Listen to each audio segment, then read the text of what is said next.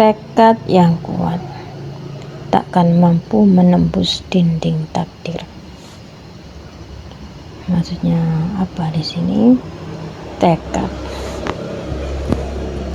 adalah kekuatan jiwa yang bisa mempengaruhi segala sesuatu. Orang-orang sufi menyebutnya dengan himmah. Tekad ini tak akan berpengaruh apa-apa kecuali dengan takdir dan ketentuan Allah. Hikmah di atas menguatkan hikmah sebelum dan sesudahnya.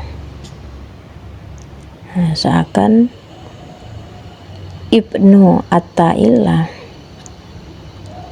ingin menyatakan bahwa keinginanmu tidak akan ada gunanya bila berbeda dengan keinginan Tuhanmu.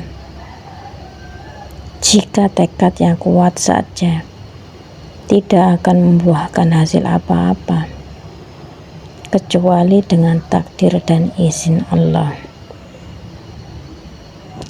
Apalagi tekad yang lemah, seperti halnya tekadmu, wahai murid. Hikmah ini ditunjukkan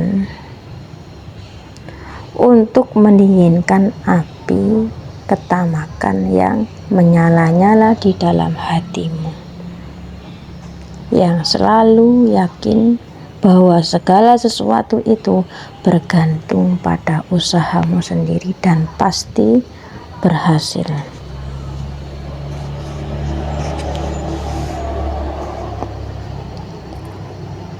Lanjutannya, istirahatkan dirimu dari kesibukan mengurusi duniamu. Urusan yang telah diatur Allah tak perlu kau sibuk ikut campur. Maksudnya apa dalam kalimat tersebut? Seseorang kerap merencanakan berbagai hal bagi dirinya sesuai keinginan nafsunya. Terus kemudian untuk menggapai rencana yang telah ditetapkannya itu, ia melakukan berbagai pekerjaan yang menyibukkan dirinya. Tentu saja hal ini akan membuatnya lemah, bahkan mungkin pula kecewa, terutama bila sebagian besar perkara yang telah direncanakannya itu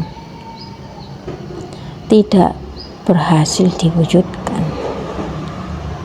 Makanya dengan menggunakan lafal istirahat, Ibnu Athaillah ingin menjelaskan kepada para murid bahwa mereka dituntut untuk meninggalkan segala perkara yang menyebabkan keletihan dan penderitaan, kecuali jika perencanaan atau pengaturan tersebut ditunjukkan untuk sekedar memenuhi tuntutan hidup dan tak sampai memberatkan.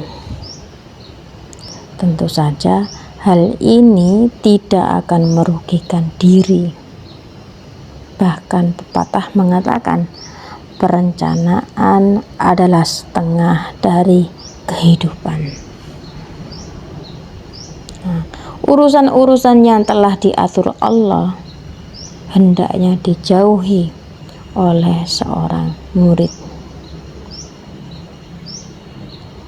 Ia tak perlu lagi sibuk mengurusi apa yang telah ditangani Allah, karena tindakan semacam itu termasuk sikap sok tahu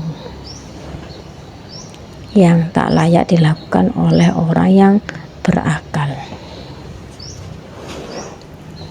Lagi pula, tindakan itu bertentangan dengan prinsip rububiyah atau bisa disebut kepengaturan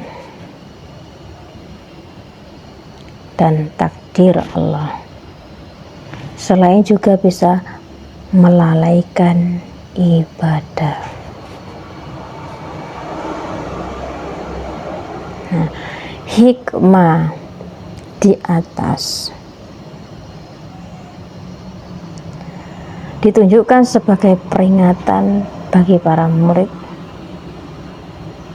karena biasanya apabila seorang murid sedang menghadap Tuhannya dan sibuk dengan zikir-zikir dan ibadah-ibadahnya, seluruh sebab penghidupan duniawi akan terputus darinya.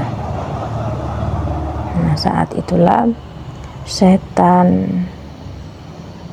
datang dan mulai membisikinya, mengiming-imingnya dengan berbagai hal yang sebagian besarnya tidak akan pernah terwujud.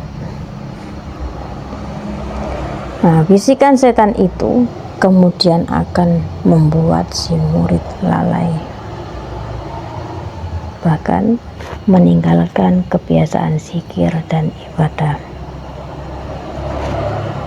Nah, ini tips untuk menghindari hal itu ialah banyak berzikir dan riyadhah atau bisa disebut olah jiwa. Nah, dengan zikir dan riyadhah, seorang murid akan dijauhi setan dan terhindar dari kesibukan menyusun rencana ini dan itu yang membuatnya letih.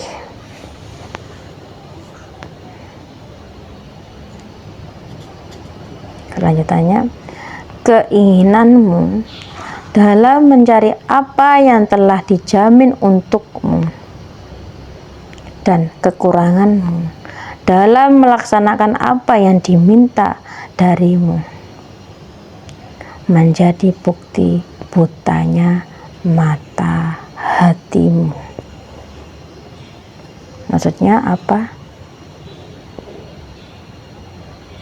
Dari pengertian itu,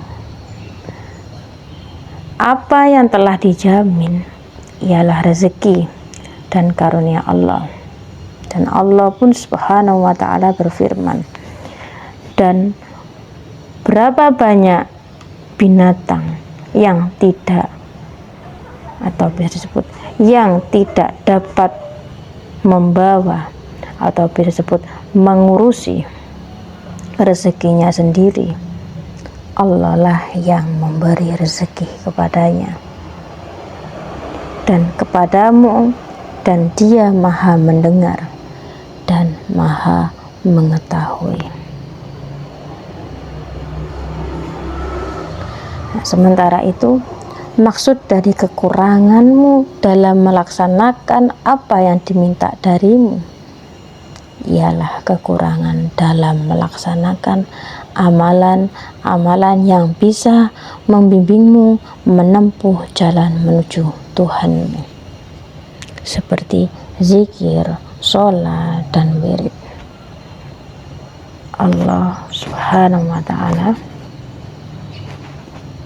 berfirman, dan aku tidak menciptakan jin dan manusia melainkan supaya mereka mengabdi kepadaku. Nah, yang dituntut dari seorang murid ialah terus berusaha memberi makan ruh dengan zikir-zikir kepada Allah dan melakukan amalan yang mendekatkan diri kepadanya, bukan memberi makan yang lainnya, karena itu sudah menjadi wewenang Tuhannya. Nah, buta mata hati maknanya apa? Hati tidak lagi bisa melihat berbagai perkara maknawi. Saya ulang, buta mata hati maknanya apa? Makna dari buta mata hati, hati tidak lagi bisa melihat berbagai perkara maknawi. Nah, sebagaimana mata dapat melihat perkara-perkara indrawi. Nah, dalam hikmah tersebut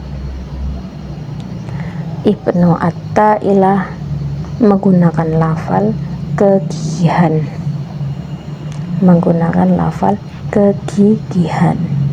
untuk menyatakan bahwa mencari rezeki yang dilakukan sekadarnya dan tanpa kegigihan tidak dilarang bagi seorang murid, karena tidak menyebabkan buta